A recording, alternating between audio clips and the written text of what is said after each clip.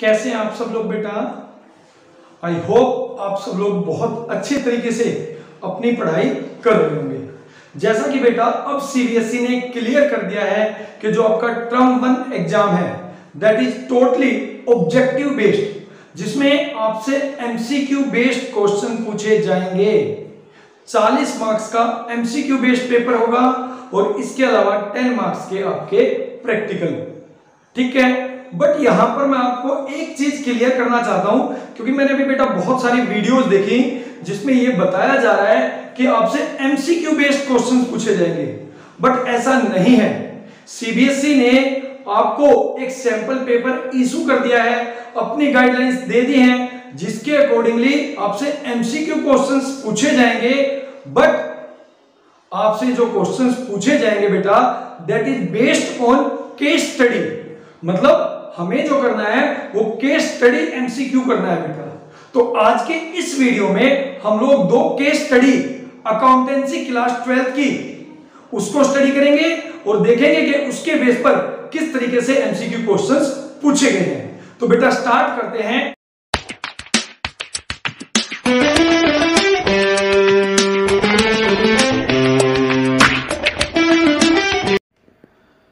तो बेटा स्टार्ट करते हैं हम लोग आज की क्लास। आज की क्लास में जैसे कि मैंने आपको बताया था हम लोग दो केस स्टडी करेंगे बेटा, ठीक है। क्योंकि अब जो एमसीक्यूज बेस हम लोग कह रहे हैं, बेसिकली अकाउंटेंसी में एमसीक्यू बेस्ड का मतलब यहाँ पे आपको केस स्टडी दी जाएंगी और उस केस स्टडी के बेस पर आपसे क्वेश्चंस पूछे जाएंगे।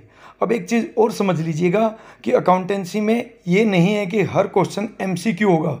इट मे बी कि आपको कुछ वैल्यू कैलकुलेट करनी पड़े, ठीक है, या फिर आपको कोई प्रोविजंस हैं उनके बारे में बताना पड़े।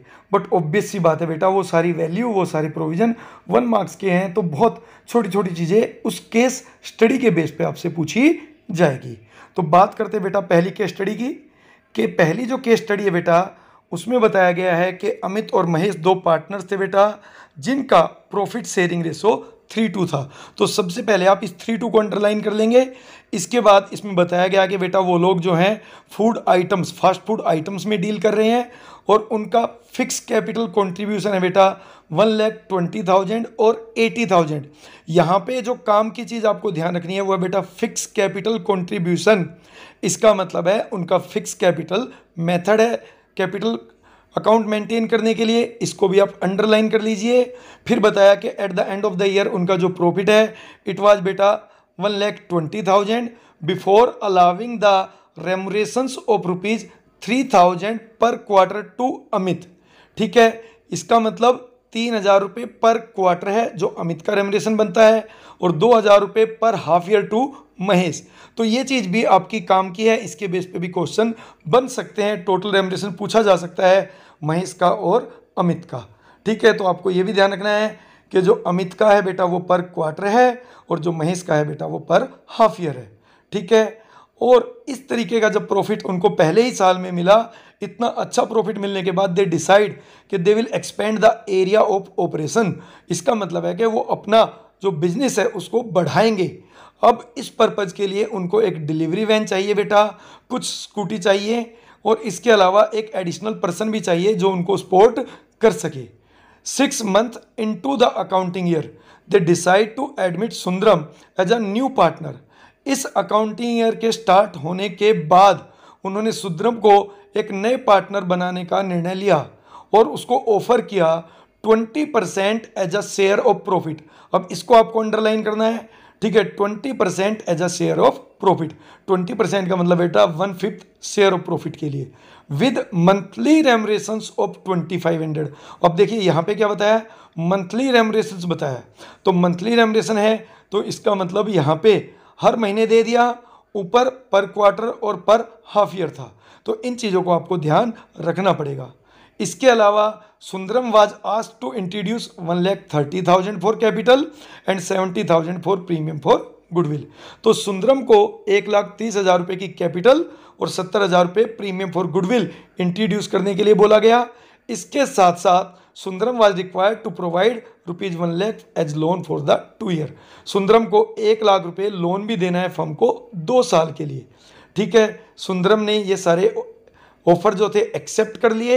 उसके बाद term of offer duly executed and he was admitted as a partner, उसको नया पार्टनर बना लिया गया।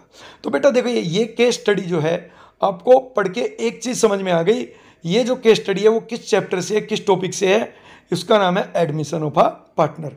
अब जब हम केस स्टडी की बात करते हैं तो बहुत सारे स्टूडेंट एकदम से घबरा जाते हैं। बेटा घबराने की कोई ज़रूरत नहीं है, केस स्टडी केवल आपको एक आइडिया देने के लिए होती है कि भाई केस स्टडी आपका इस चीज़ का आइडिया देती है कि ये किस टॉपिक से रिलेट करती है। ये आपका अनसीन पैसेज नहीं है, रिमेंबर दिस थिंग। हम लोग क्या करते थे, इंग्लिश में अनसीन पैसेज देखते थे, उसको पूरा पढ़ते थे। पूरा क्यों पढ़ते थे? क्योंकि आंसर उसके उसी में दिए होते थे। बट यहाँ पर जो केस स्टडी आएंगी उसमें आपको आंसर नहीं होंगे, उसके आंसर आपके उस टॉपिक से रिलेटेड होंगे जिस टॉपिक की वो केस स्टडी है। तो आपको बेसिक्स नॉलेज होनी चाहिए, आपके बेसिक्स क्लियर होने चाहिए। Basically CBSE want to clear your basics, वो आपके बेसिक्स के बारे में जानना चाह रही है। ठीक है, अगर आप बिना केस स्टडी पढ़े ये क्वेश्चन अगर पढ़कर देखते तो भी शायद आप इसको कर सकते थे। इन क्वेश्चंस का जो अकाउंटेंसी में आते हैं उनका एज सच केस स्टडी से कोई रिलेशन नहीं है। केस स्टडी केवल एक जरिया है उस टॉपिक के बारे में बताने का जिससे आपसे क्वेश्चन पूछे जाने हैं। तो अब स्टार्ट करते हैं बेटा क्वेश्चन। पहला क्वेश्चन है remunerations will be transferred to fill in the blanks of Amit and Mahesh at the end of the accounting period. कि अमित और महेश का जो रेमुनरेशंस है वो किस अकाउंट में आपको ट्रांसफर करना है eight the end of the accounting period. यहाँ पे आपको 4 ऑप्शन दी गई है बेटा। ऑप्शन नंबर ए है capital account, option number B है loan account, option number C है करंट अकाउंट और ऑप्शन नंबर डी है नन ऑफ द अबव। अब यहाँ पे आपको एक चीज़ ध्यान रखनी है बेटा, यहाँ पे सबसे पहली जो लाइन हमने पढ़ी थी पार्टनर से रिलेटेड, तो उसमें एक चीज़ लिखी हुई थी कि देयर फिक्स कैपिटल, ठीक है, फिक्स कैपिटल लिखा था। तो ये आपको ध्यान रखना पड़ेगा, फिक्स कैपिटल लिखने का मतलब है कि they are using fix capital method. और जब फिक्स कैपिटल मेथड यूज किया जाता है बेटा तो 2 चीज़ों के अलावा कोई और कंपोनेंट कैपिटल अकाउंट में नहीं जाता है। कैपिटल अकाउंट में केवल एडिशनल कैपिटल इंट्रोड्यूस और विड्रॉन ऑफ कैपिटल जाता है। बाकी जितने भी पार्टनर से रिलेटेड कंपोनेंट्स हैं वो सब किस में जाते हैं बेटा? वो सब जाते हैं आपके करंट अकाउंट में, वो सब जाते हैं आपके करंट अकाउंट में। तो इसका मतलब है कि इसका आंसर जो है वो करंट अकाउंट है। तो पहले क्वेश्चन का जो सही आंसर है वो है करंट अकाउंट। ठीक है बेटा, अब चलते हैं बेटा सेकंड क्वेश्चन की तरफ। तो सेकंड क्वेश्चन में आपसे क्या पूछा गया है? सेकंड क्वेश्चन में पूछा गया है upon the admission of Sundaram the sacrifice for providing his share of profit would be done. कि जब सुंदरम ने पार्टनरशिप फर्म में एडमिशन लिया तो उसके लिए प्रॉफिट का सेक्रीफाइस किसने किया? आपको उस पार्टनर का नाम बताना है जो सेक्रीफाइसिंग पार्टनर है। तो यहाँ पे आपको फिर 4 ऑप्शन दी गई है। पहला है बाय अमित ओनली, दूसरा है बाय महेश ओनली, तीसरा है by Amit and Mahesh equally और चौथा है by Amit and Mahesh in the ratio of 3:2। तो जैसा कि मैंने बताया बेटा ये जो टॉपिक है ये टॉपिक किससे रिलेट करता है? ये टॉपिक रिलेट करता है बेटा एडमिशन ऑफ पार्टनर से। और एडमिशन ऑफ पार्टनर में कैलकुलेशन ऑफ सेक्रीफाइसिंग और गेनिंग रेशो उसके 4 या 5 केस हम लोगों को सीखने पड़ते हैं बेटा। तो उन केस का ये सबसे पहले वाला केस है। सबसे पहला केस होता है जब आपको ओल्ड पार्टनर्स के रेशो दे रखे होते हैं और नए पार्टनर का शेयर होता है। तो उस केस में ये चीज़ आप समझ लीजिए, लिख लीजिए। उस केस में जो ओल्ड रेशो हैं that will be the sacrificing ratio. जो ओल्ड रेशो है that will be the sacrificing ratio. But किस केस में? केवल उस केस में जब ओल्ड पार्टनर्स के आपको रेशो दे रखे हैं और नए पार्टनर का शेयर दे रखा है।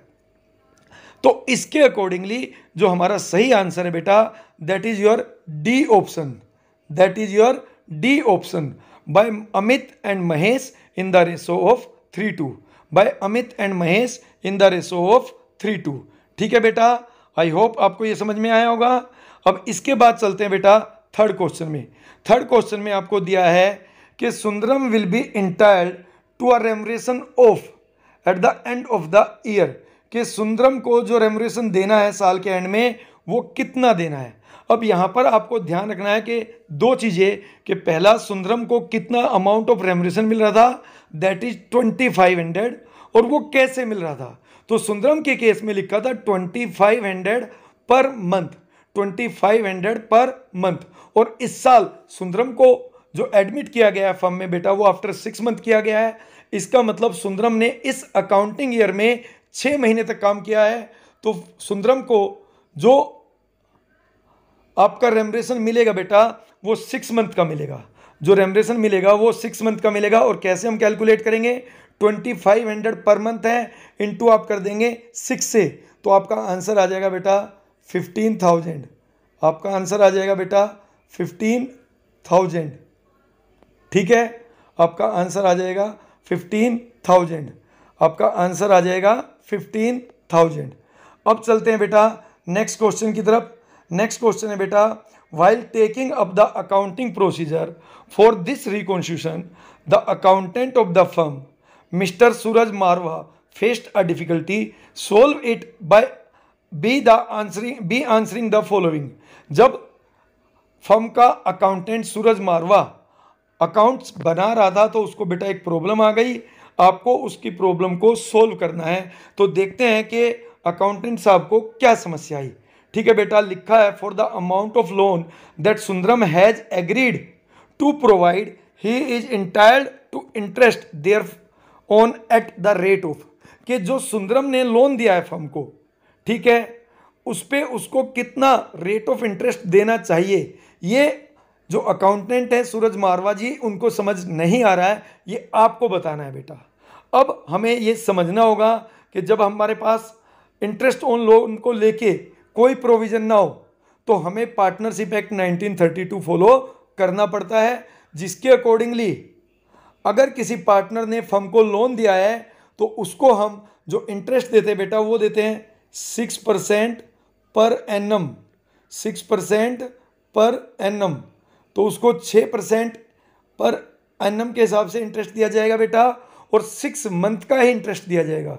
कितने मंथ का इंटरेस्ट दिया जाएगा बेटा, 6 मंथ का दिया जाएगा। ये चीज़ आपको यहाँ पे ध्यान रखनी पड़ेगी, क्योंकि यहाँ पे जो पार्टनर एडमिट हुआ है बेटा, he is admitted after 6 month, वो 6 महीने के बाद एडमिट हुआ है। तो ये बेटा हमारी पहली केस स्टडी थी। आई होप आपको इसके चारों क्वेश्चन आसानी से समझ में आ गए होंगे।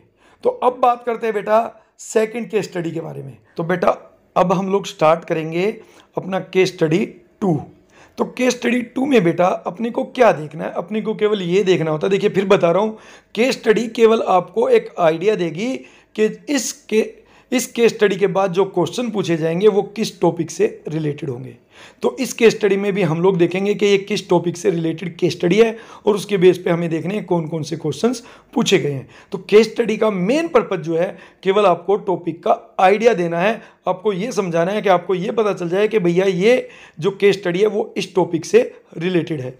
जैसे कि इस वाली केस स्टडी में अब तक आपने पढ़ लिया होगा, आपको समझ में आ गया होगा कि इसमें एक डॉक्टर हैं राजरानी जी, राजरानी मेहता, जिन्होंने कि वॉलेंटरी रिटायरमेंट ले लिया एट द एज ऑफ 50, और उसके बाद she decide to work for the weaker section of the society.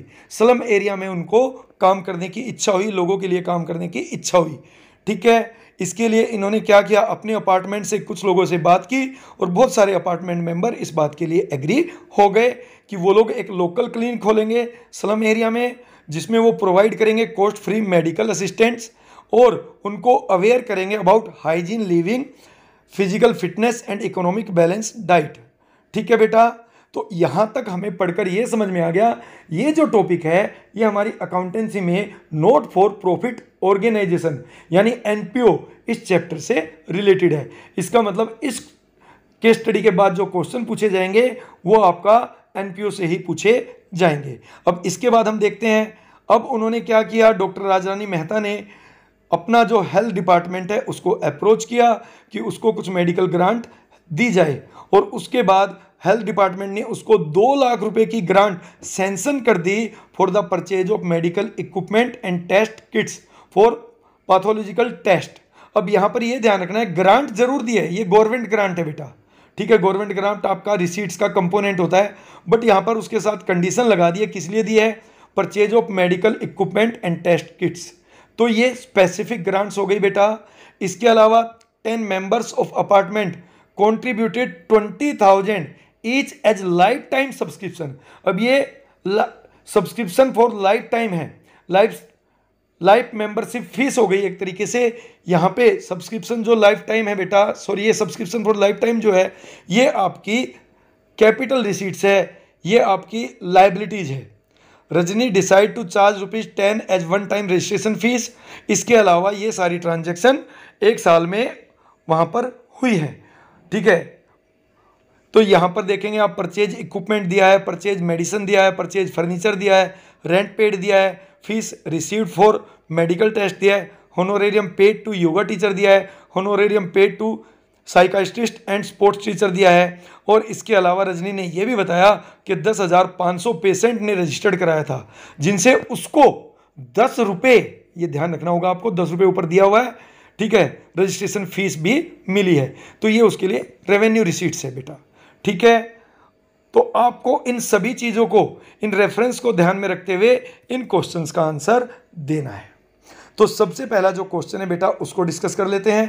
Question है, not for profit organisation prepare income and expenditure account, trading and profit and loss account, receipt and payment account, none of the above. अब देखिए, जो हमने 11th में पढ़ा था उसमें हमें पता है कि जो प्रॉफिट ऑर्गेनाइजेशन है वो trading and profit and loss account बनाता है, तो ये तो हो ही नहीं सकता। तो इसका मतलब अब हमें देखना पड़ेगा एनपीओ में कौन कौन से हम अकाउंट्स बनाते हैं। तो वहाँ पे हमने पढ़ा कि हम 2 अकाउंट्स बनाते हैं, एक का नाम है रिसीट एंड पेमेंट अकाउंट, दूसरे का नाम है इनकम एंड एक्सपेंडिचर अकाउंट। इसके अलावा हम बनाते हैं बैलेंस शीट। तो इसमें आपको ऑप्शन दिए हैं 4। ए ऑप्शन है option 2, that is trading and profit and loss, तो ये नहीं हो सकता, ये प्रॉफिट ऑर्गेनाइजेशन है। बी ऑप्शन है ओनली 3 में है receipt and payment account, no doubt हम लोग रिसीट एंड पेमेंट अकाउंट भी बनाते हैं। बट सी ऑप्शन देखते हैं, सी ऑप्शन में है both 1 and first and second, ठीक है, वो पॉसिबल नहीं है। फिर है D, both first and third. First and third में देखिए, फर्स्ट है इनकम एंड एक्सपेंडिचर और थर्ड है रिसीट एंड पेमेंट। और जैसा कि हमें पता है, नोट फॉर प्रॉफिट ऑर्गेनाइजेशन में हम रिसीट एंड पेमेंट अकाउंट बनाते हैं और हम इनकम एंड एक्सपेंडिचर अकाउंट भी बनाते हैं। तो इसका मतलब हमारा जो सही आंसर है बेटा वो है ऑप्शन डी, वो है ऑप्शन डी, ठीक है, जिसका मतलब है कि हम लोग income and expenditure account and receipt and payment account दोनों ही बनाते हैं। तो अब चलते हैं बेटा सेकंड क्वेश्चन की तरफ। सेकंड क्वेश्चन में लिखा है, honorarium paid to psychiatrist and sports teacher will be posted to. Honorarium क्या होता है बेटा?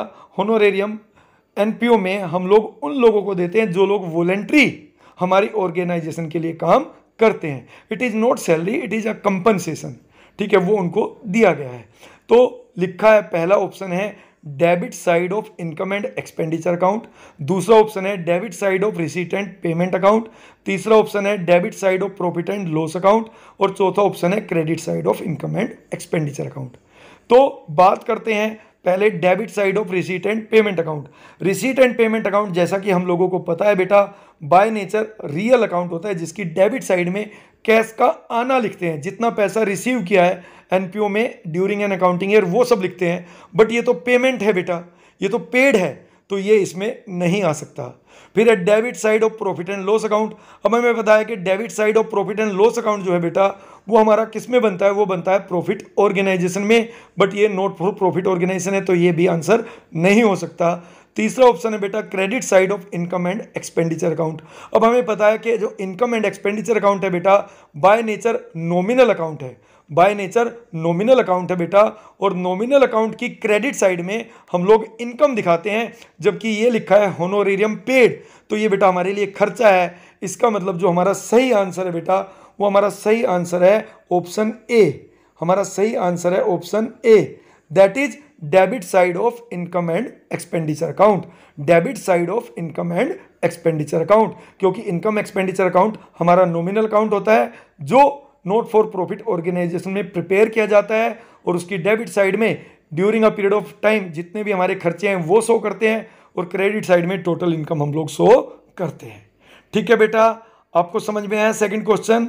अब इसके बाद चलते हैं बेटा थर्ड क्वेश्चन की तरफ। क्वेश्चन नंबर 3 है state whether the following statement are true और false. Donation received by MS Rajni Mehta from health department should be capitalised. कि जो डोनेशन रिसीव की है MS रजनी मेहता ने हेल्थ डिपार्टमेंट से, वो कैपिटलाइड है या फिर रेवेन्यू है। बेटा देखिए यहाँ पे 2 लाख रुपए की डोनेशन जरूर मिली है, बट क्योंकि उसके साथ कंडीशन भी दे दी थी हेल्थ डिपार्टमेंट ने कि इस जो डोनेशन है, जो ग्रांट है, उसको हमें यूज करना है केवल मेडिसिन पर्पज के लिए, मेडिसिन परचेज करने के लिए, और इसके अलावा जो इक्विपमेंट्स हैं, ठीक है, टेस्ट इक्विपमेंट्स, उनके लिए। तो इसलिए ये लायबिलिटी है ऑर्गेनाइजेशन के लिए, हमें केवल इसको इस पर्पज़ के लिए ही यूज करना है। तो इसका मतलब ये जो स्टेटमेंट है बेटा, ये बिल्कुल ट्रू है, ये कैपिटलाइड है। ठीक है बेटा। इसके बाद बात करते हैं फोर्थ क्वेश्चन की। लिखा है life time subscription paid by 10 members will be posted in expenditure side of income and expenditure account, liability side of closing balance sheet, income side of income and expenditure account, asset side of closing balance sheet. तो इसका सही answer है बेटा liability side of closing balance sheet. Liability side of closing balance sheet क्यों सही है बेटा? क्योंकि जो भी आपके लाइफ टाइम सब्सक्रिप्शन होता है, इसमें हमें क्या करना पड़ेगा बेटा, जो हमारे मेंबर्स हैं उनको पूरी लाइफ, जब तक वो जीवित रहेंगे, हमें सर्विस प्रोवाइड करनी पड़ेगी, और ये हमारी फर्म के लिए लायबिलिटीज है, क्योंकि हमने उनसे पूरे जीवन का पैसा एक साथ ले रखा है। समझ आया बेटा? आई होप आपको ये 2 केस स्टडी आसानी से समझ में आ गई होंगी बेटा। अगली वीडियो में हम लोग 2 केस स्टडी और करेंगे बेटा। तब तक के लिए आप इनको समझिए। मिलते हैं अगली वीडियो में।